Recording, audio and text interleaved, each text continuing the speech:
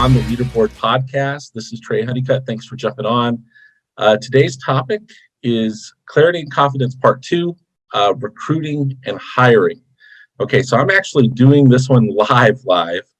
I'm in Dallas, or where am I? No, I'm in Oklahoma City. We had a great BDM last night. Phenomenal crowd showed up. 19 people got into pre-licensing.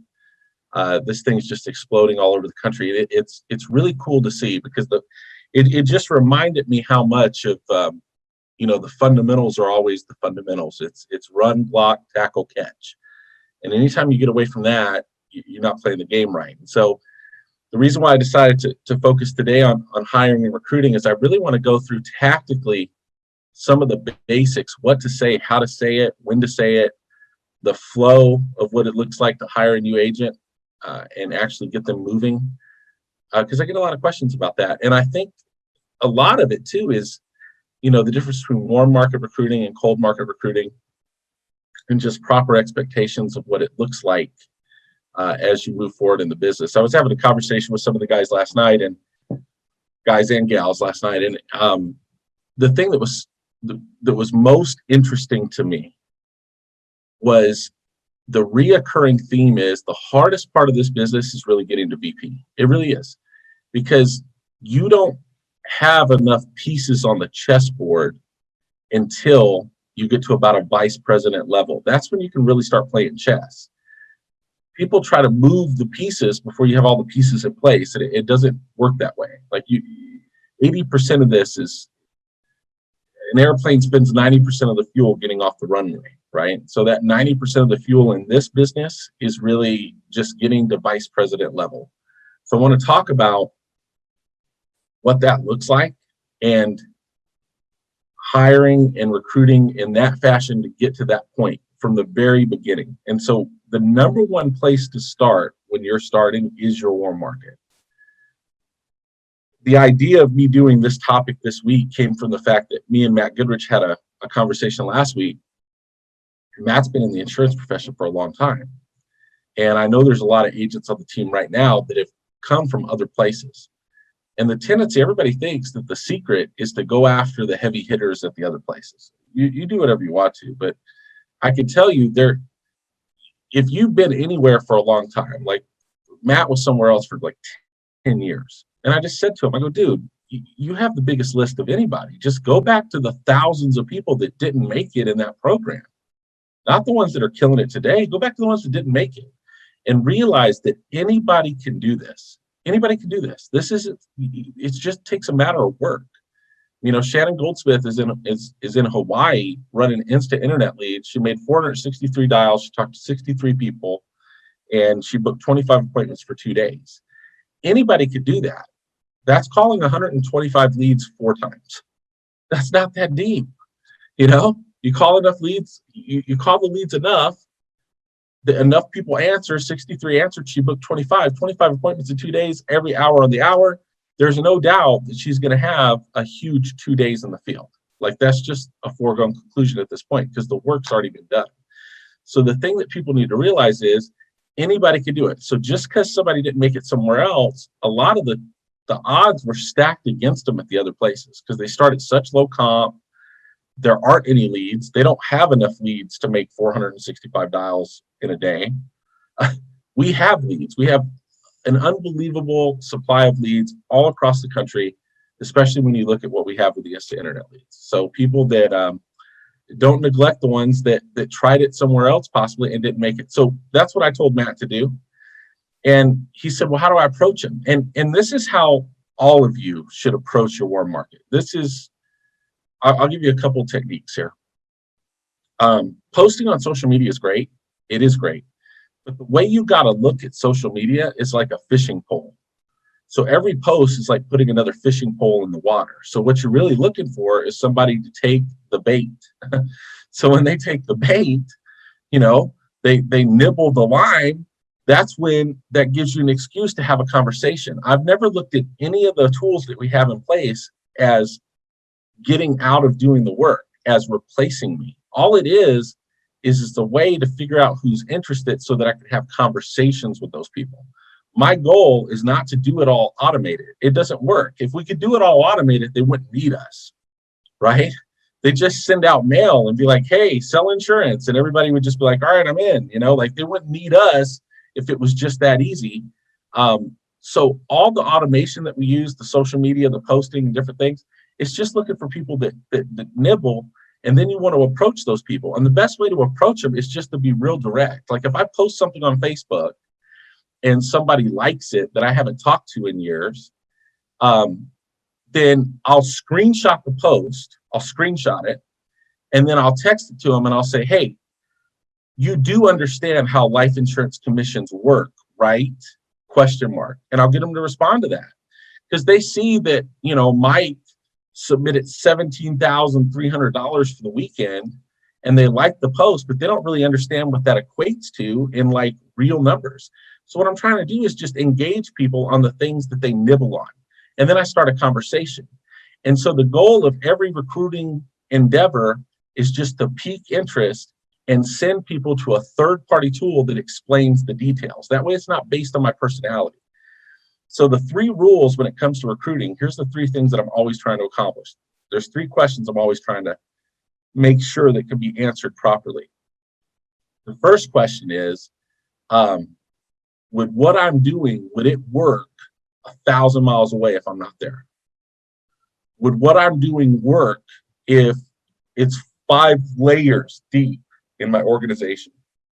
So if I hire Sam and Sam hires Tom hires Melissa hires Bob, and Bob hires Mary, if Mary does what I'm doing, would it work for her without me being there? And then the next question I'm trying to make sure it gets answered correctly is, could Mary recruit? If Mary's 18 years old with no experience, barely gets her insurance license, and she meets the guy that's the most successful attorney in town, would what I'm doing, would it work for her to recruit that successful attorney? And as long as I can say yes to all those questions, I have a phenomenal tool to recruit with. So the Rogue IMO was built to do that. So the rogueimo.com/register. That's a warm market recruiting tool. So go there, create your own link. And when somebody nibbles on social media or they take the bait or they bite, you have a conversation with them, the goal is just to pique interest and then send them to your personalized link so that they can learn what it's about. So here's what some of the conversations would go like. And I'm also a big fan of calling people. Like, call people, have a conversation with them. And what I told Matt was real simple. I said, look, this is what you do. Like, you haven't talked to a lot of these people in 7-8 years. So when you call them, don't act like you're trying to be their best friend again. Just be like, John, I know we haven't talked in a while. I'm calling to recruit you. That's it. Like, just be upfront about it and say, listen, I know I've been in insurance for a long time, and I know you gave it a great effort at the other place. But listen, I found something that's much better. I believe anybody can succeed here, and I feel guilty if you didn't at least take a look. And I just right out of the gate like that. Like, I don't beat around the bush. How's the kids? Long time no talk. Just, look, I'm calling to recruit you. A lot of people have done a lot of MLM stuff, and they're worried about approaching the same people that they approached before. That's how I did it. I mean, I've had to approach the same people 30 different times. Not that many. I haven't been in that many deals, to be honest with you. But when I did do MLM as a living, I would approach the same people 4 different times. I was in 4 companies and did well 4 different times. So, but that conversation was always the same. Listen, I feel guilty if I didn't share it with you. I don't expect you to say yes or no. I just want you to look at the information. If you like it, I'll introduce you to the right people. Just do it for me. Worst case scenario, information is never a disadvantage. And that's how to approach folks. And another way, if you want to be a little bit more technical about it, here's something that always works when it comes to approaching a warm market. You make a list, right? So you have a list of people that you think would be good at it. And basically what you do is on that list, you write down John, Mary, Bob, Cindy, Steve, right? And when you think about calling John, that evokes some sort of emotion. You're either afraid because you don't want him to judge you. You're excited because you think he's going to be really great at it. Whatever it is. So whatever the emotion is that you're feeling about calling John, I just say that right up front. John, I was afraid to give you a call about this because I didn't want you to judge me. I just take it right away, right off the bat. And then think of two things that you like about Family First Life and just throw it in. Listen, I want to talk to you about a business that I'm doing. I'm really excited about it because the compensation is incredible and they have leads, so I don't have to harass my friends and family for sales. Those are two things I like about Family First Life. Whatever those two things are. And then simply just pivot. Listen, I want to send you a video. It'll explain what we're doing, how we do it, how we get paid. If you like what you see, I'll introduce you to the right people. I don't expect you to say yes, but for me, I'd like you just to review the information. Can you do that for me? And that's it. I mean, it's really that simple. People say, well, that's old school. I don't know if I feel good about doing it that way. Listen, the goal is just to get people. We do two things. We either get information in front of the people or we get the people in front of the information. That's it. All I'm trying to do is just take people from not knowing to knowing. And I understand that the hardest part is just to start the conversation. Now, if I share it with John and John's not all the way in yet, that's okay. At least he knows what I'm doing. The best new hires, the best recruits that you'll have in this business are going to come from people that look at this 5, 6, 7, 8 times and then watch your progress. You have to get the ball rolling early on. They don't have to say yes right away. It's a process. It's not an event. When you do hire someone in the business, it's just an excuse to hire. Like if I send Cindy contracting, then all I've really done is just got permission from Cindy to call her again tomorrow and talk to her about FFL. It doesn't mean that she's going to come out of the gate writing $10,000 a week necessarily. It's a process. If I can get everybody just to understand that and just keep that pipeline full, then success, it's inevitable. It has to work. It's like if you go to the casino and you play roulette, for instance, roulette. That's like a good game, right? Let's say you go to the casino and you play roulette. What happens is, how do you ensure that if I'm playing roulette that the ball is going to land on green 00?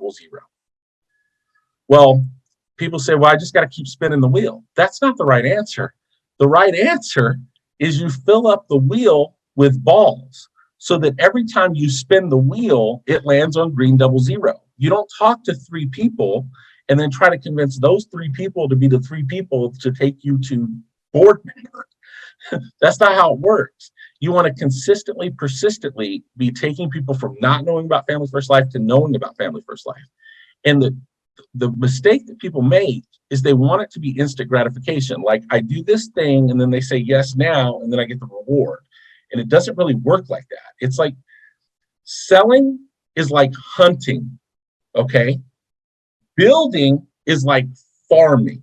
It's 2 different mindsets. Like people say, building the agency is the same as sales. It's not. It's not. Selling's like hunting. I go see Mrs. Jones. She's either going to apply for the coverage or she's going to decline the coverage. But I ain't going back and seeing Mrs. Jones 17 times. That's a waste of time. I'm here. It's $87, Mrs. Jones. You're not buying a condo. Like, it's $3 a day. Is your family worth $3 a day or not? Are we doing this or not? That's hunting. If I have 10 appointments and I close 5 of them, then I went out, I left the cave, I hunted, I shot me a big old animal, and I brought it back so the family could eat. Okay, that's hunting, that's sales. Farming is building the agency. So I'm recording this video live, and how crazy my hair looks in this video is like, this is alarming, to be honest with you. But it's okay, the content's good. So we got it on audio if y'all don't want to see me in the thing. So, but building's like hunting, or building is like farming. And what does farming look like? You got to plant seeds. You got to water them. It's seasonal. You go out, you wake up at 5 a.m. and you go cultivate the crop. You pull the weeds. You're there early in the morning. You tend to it. You don't expect the crop to grow 2 days later. That's how the building process is. You can eat off of both, okay? But you'll eat faster if you hunt. You'll eat longer if you cultivate a crop and nurture it and keep replanting the field year after year. It'll feed generations if you do that part.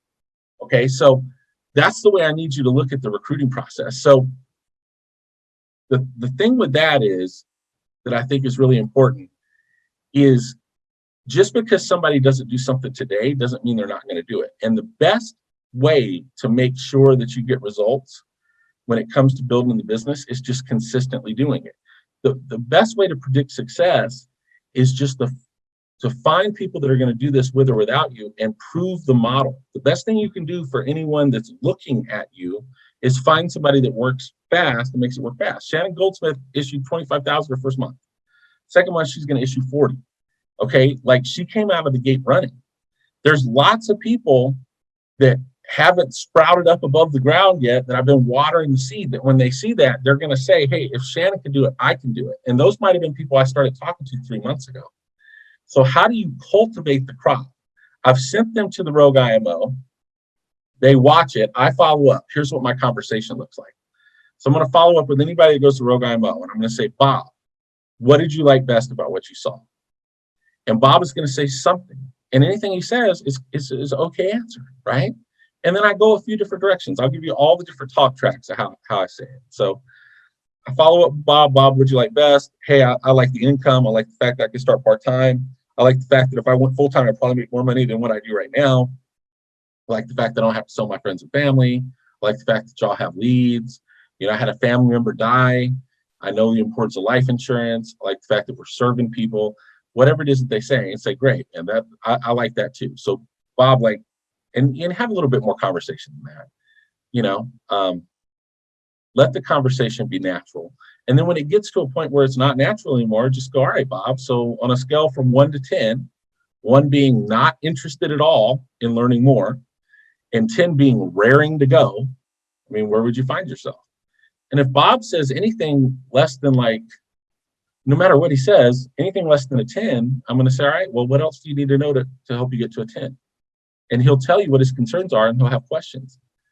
That's how I do it. And then I answer those questions, and then I say, all right, is there anything else you need to know before we get you started? That's it. That's pretty much my close. I do that with cold market too. If I'm calling resumes and I'm putting people into class, or if I'm calling licensed agents, I'm going to peak the conversation. So let's say you're cold market, and I'm trying to send you to the Rogue IMO, right? I'm calling career builder leads, and you have a license already. You work for XYZ company. I'm going to call you up, and I'm going to say, hey, Bob, this is Trey. I was getting back to you about the post that you responded to about the life insurance sales position with Family First Life. You got a few minutes? He'll say, yeah. I'll say, all right, well, what have you seen about Family First Life so far? And he'll say, well, nothing. And I go, all right, well, let me ask you a few questions. Where do you work now? And he'll tell me. I'll say, what do you love about it? He'll tell me. I'll say, what do you not love about it? He'll tell me. And I go, that's interesting. I've always heard great stuff about those people. You know, like I don't badmouth anybody ever. And it messes people up because they expect you to do it. See, a lot of times you can't figure out why everybody on your team complains to you. It's because you complain about everything. Like if you're super positive about everything, it's really hard for people to come to you about petty crap. So I do that right out of the gate. Like what I do, I just keep everything positive. You know, where do you work right now? What do you love about it? What do you not like about it? Oh, well, you know, the comp's low and this and that. I go, I can understand that. I mean, I've heard great stuff, but you know, the comp thing, I mean, you got to do what's best for your family, you know? Like I don't let it get negative. I just talk about the fundamentals of what makes Family First Life different. And I don't talk a lot about Family First Life. I'll let them talk. Listen, what's the most money you've ever made in insurance right now in a month? Do you feel like you should have made more than that for the effort that you put in? You know, do you feel like you're just beating your head against the wall, or you really see it going somewhere for your future? And they'll say stuff like, well, yeah, I know there's money in insurance, but I'm struggling where I'm at. You know, like, so I just have an honest conversation, and I'm super like just normal. And once that conversation gets to kind of an awkward pause, then I just say, all right, well, let's do this. The best thing I can do, I'll send you over an overview. It'll explain everything about the company, what we do, how we do it, how you get paid, where we get the leads from, everything you'd ever want to know about Family First Life, good, bad, and ugly. If you like what you see, I'll introduce you to the right people. You got a pen? And they'll say, yeah. And I'll say, write this down. And I give them Now, when you create that Rogue IMO link, it's going to be a real long link. So what I want you to do is just take that long link and forward it to like a domain from GoDaddy. So you go to GoDaddy, you buy workwithpaul.com, whatever you name it, and whatever it is, Paul's Insurance, whatever domain you pick, SallyV.com, whatever. It doesn't really matter. Just something that's shorter than the big long link that you get from the Rogue IMO site, right? And then I just send people that. Write this down, FFLBM. That's mine, FFLBM.com. When you go there, it's going to ask for your name and phone number. I'm the only person that sees it. Once you watch it, there's a form you fill out at the end. Let me know what you liked about it, and I'll follow up with you. That's it. When do you think you get a chance to watch it? It's about 10 minutes long. That's how I watch today. All right, I'll call you back at 3. And that's all I do. I'm having really short 3 to 5 minute conversations with people, taking them from not knowing about FFL to knowing about FFL. And if I call back at 3 and they hadn't watched it yet, then I'm going to go to Facebook and say, "What's your Facebook?" How do and I friend them, and then I'll tag them on like a video. Like we have all this content on the internet that explains Family First Life without you having to explain it. So I'm just tagging people on stuff a lot, And let's say that at the end of that conversation, they've watched the Rogue IMO. I follow up with them. They're not ready to go yet. Then the golden rule is just knowing what your next step is and not going more than 48 hours without an additional exposure to keep people interested in it. So what I'm doing there is, let's say I talk to Bob, he's not ready to go yet. I'll say, "Hey, listen, here's what I'm going to do. I'm going to send you over another video. It's an interview with Sean Mike. It's like an hour long, but he's the CEO of the company. I think it'd be good for you to just get a feel for who he is. I think you really relate to it." And then I take that big hour-long video on Andrew's YouTube, and I'll send that to people, and I encourage them to watch it. And then I'm texting people, I'm following up, I'm touching base. I'm just keeping the ones that I like in my pipeline. I'm doing that on purpose. I'm adding them to my email list so that I send them the leaderboards. And then I'm putting them on my Facebook so that I can promote to them. But I understand that it's like a process. I'm putting them on my Instagram so they can see the stuff. And I'm keeping the lines of communication open. Even if it's a licensed agent and they don't think that this is a good fit for them right now, then the conversation I'm having is, I'm like, "Listen, I know you don't feel like this is a good fit for you right now. Do you mind if I keep you updated on my progress?" And they'll say, "Yeah." And I'll say, "Hey, it never hurts to have friends in the insurance profession." And that's it. And I stay friends. The recruiting process for me is just friends first. I'm trying to build a relationship, create a trust, knowing that that's planting a seed. And if I do that consistently, they come back around. I just hired a guy the other day. I've been talking to this dude for like a year, and he's on my email list. I send him my leaderboards. I'm texting him periodically. His name's Jeff. "Jeff, why are you not working with us?" Smiley face, leaderboard, because I think the problem that people run into is they think like, if I show this to Mike today and he says no today, then he said no. That's not what it is. He's just in a pipeline of people that I'm looking to hire long term. So I'm building this huge pipeline of people. Now, when you're doing that, understand that I'm kicking people out of the pipeline too. Like, if they're not going to be a good fit, I don't keep them in there. These are the people that I've piqued their interest in working with me, and they've piqued my interest in working with them. And then I keep cultivating those relationships. If I talk to Mike from Facebook campaign, he responds to something on Facebook, and Mike works at the Pep Boys, and he has zero interest in being in business for himself, doesn't want it. Like, I'm not doing that with him. He's not interested. You know what I mean? Like I pick and choose. But you know what? If I talk to Mike and he has a really good job and he wants to support his family, but it's hard for him to leave, he's not really ready to make a decision yet, and I like the guy, then I'm staying in contact with Mike. I'm trying to build a relationship strong enough so that at some point when he joins, when he starts working with me, we have a strong enough relationship so that when I say, "Hey, you need to buy $1,100 worth of instant internet leads," he knows me, he likes me, and he trusts me.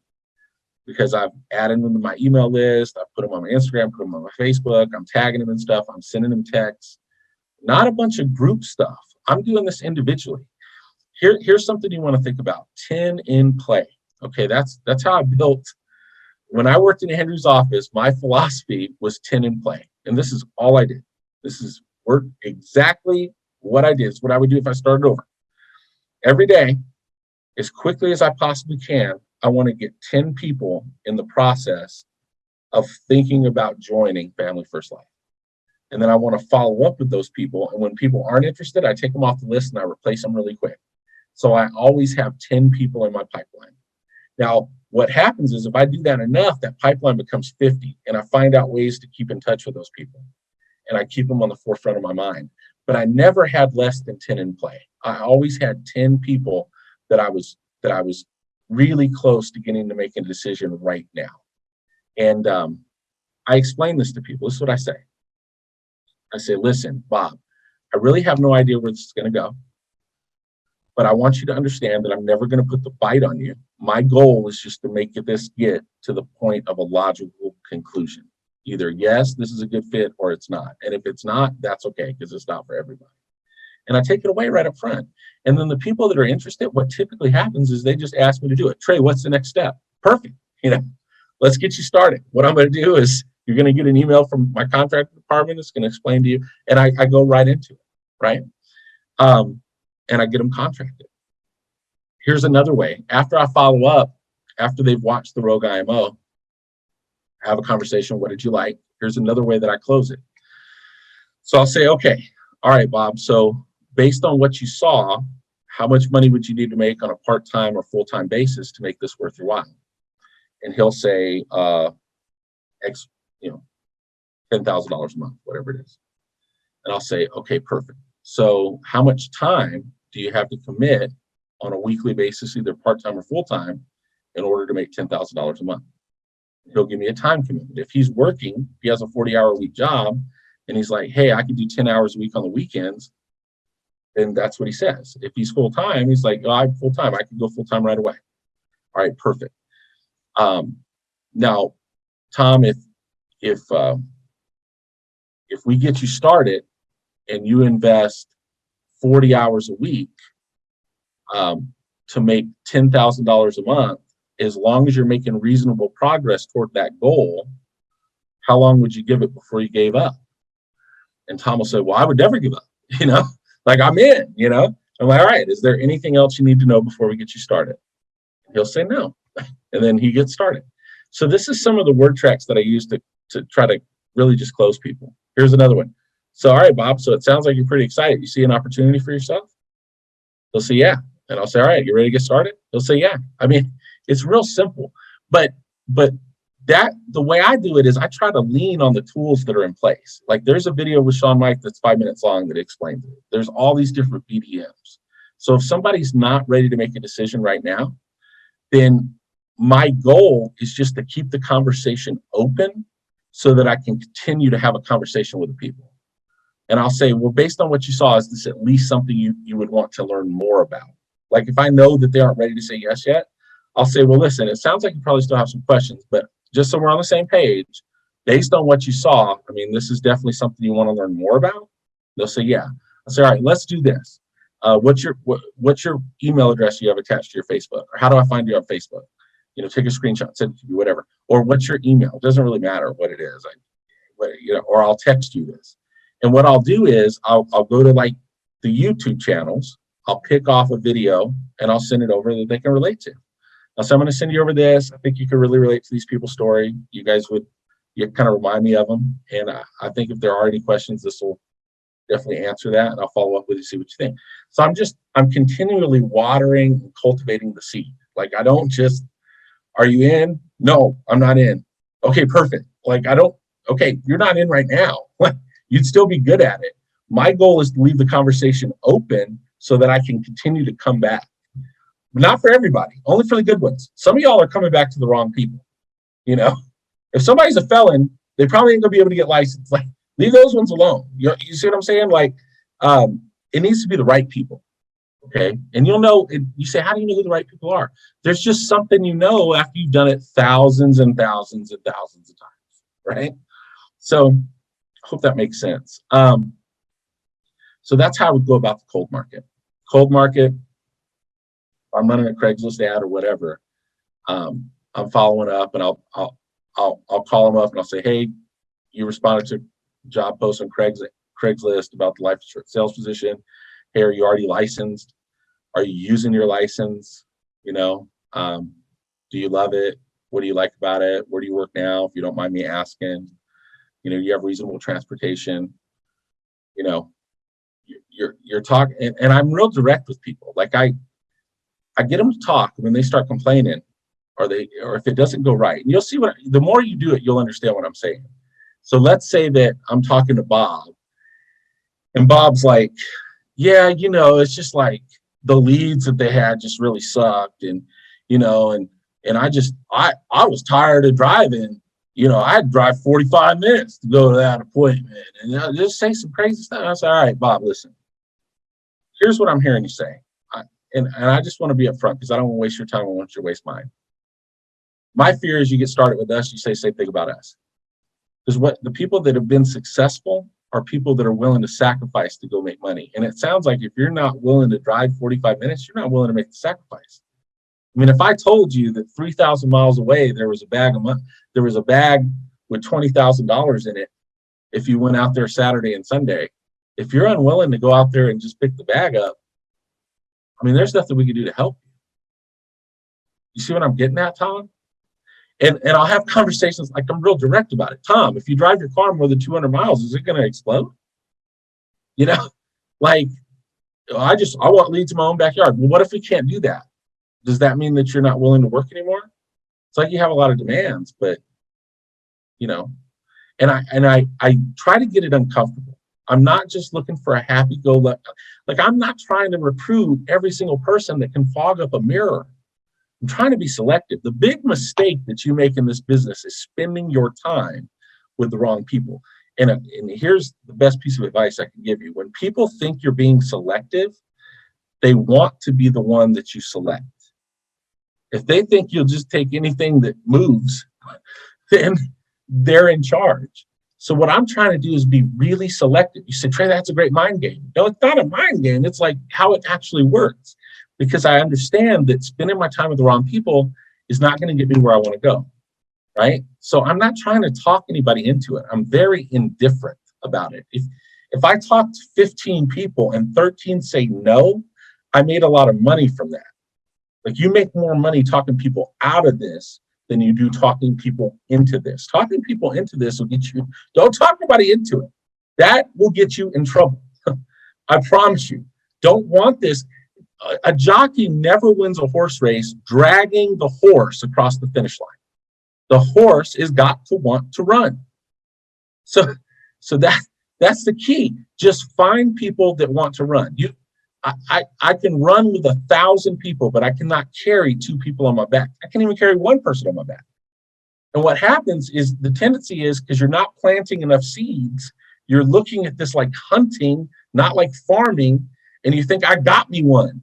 Because you talk Mike into it, and Mike really had no interest in doing it anyway. And if you got to talk him into it, you got to talk him into doing something. My whole goal was to put something in place so it can screen out the people that this isn't a good fit for. I am not afraid to tell people no. I'm not afraid to not hire someone.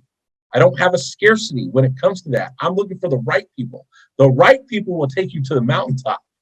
The wrong people will drown all of you.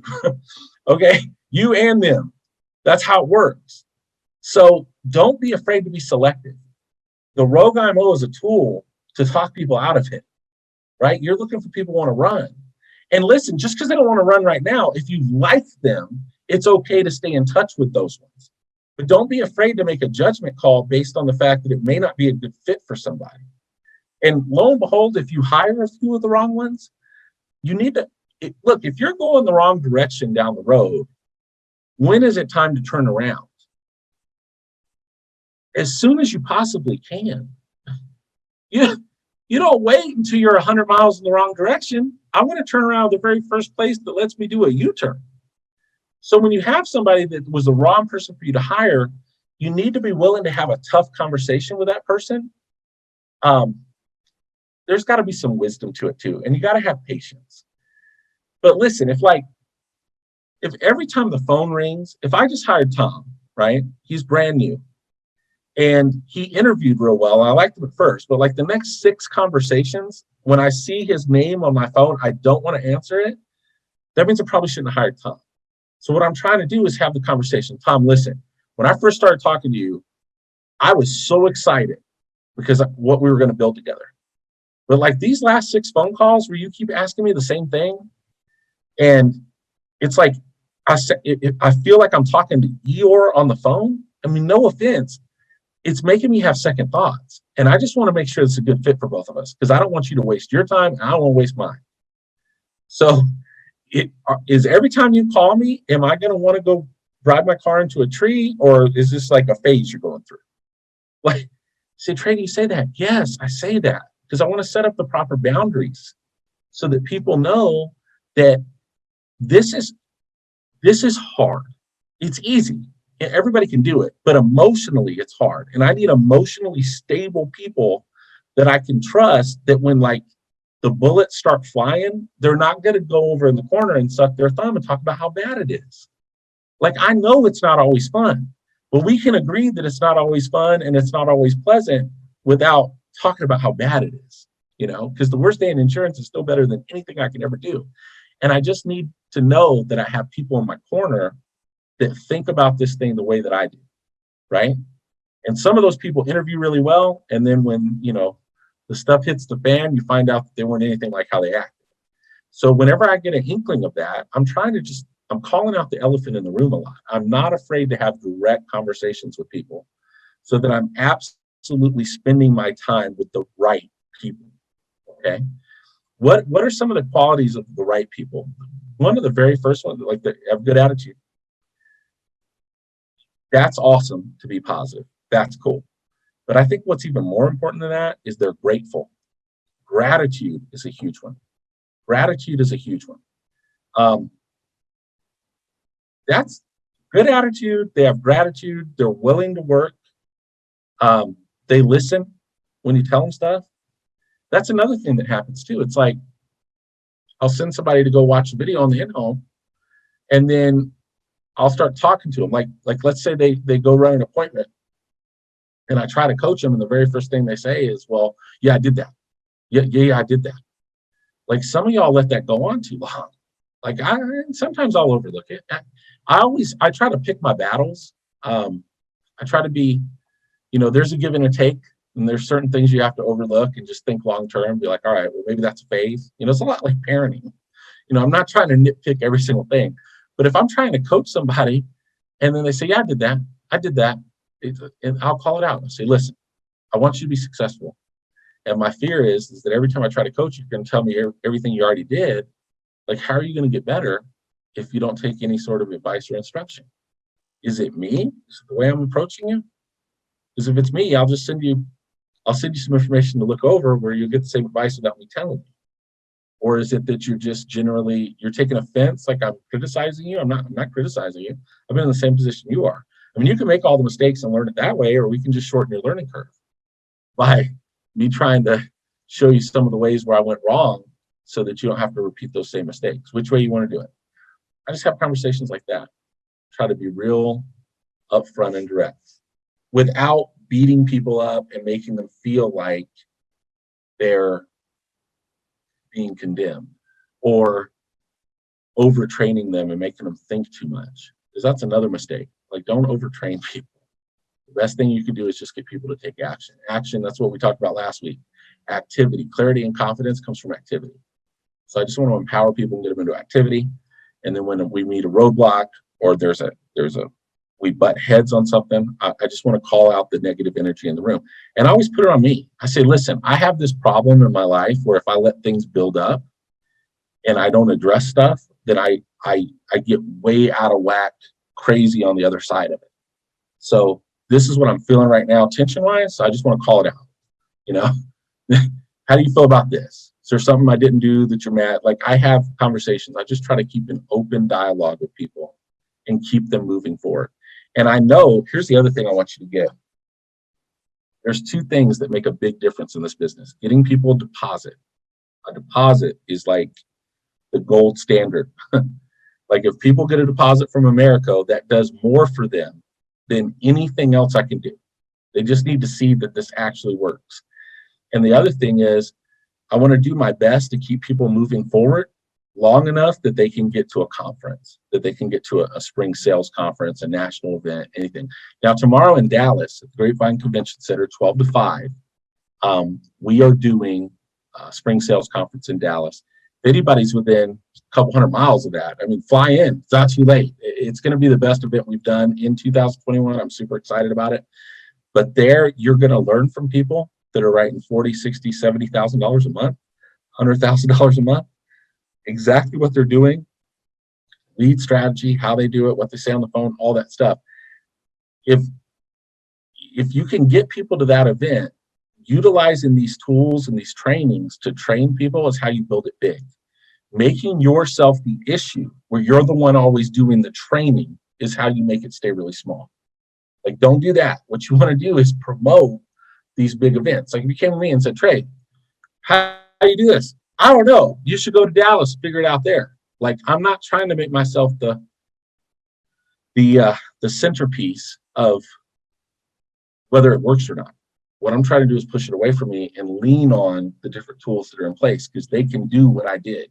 So that'll work 1,000 miles away. That'll work 5 levels deep in my organization, and it'll work when Mary recruits Tom. Mary has no business experience, and Tom's been wildly successful. Well, whether Tom looks up to Mary or not, she can still get Tom to Dallas to learn how to do the business. So I hope that makes sense. I mean, that's recruiting and hiring 101. Listen to it over and over. I listen to it over and over by myself, typically. So I hope you guys got a lot out of this. Thanks for jumping on. I will talk to you guys again next week.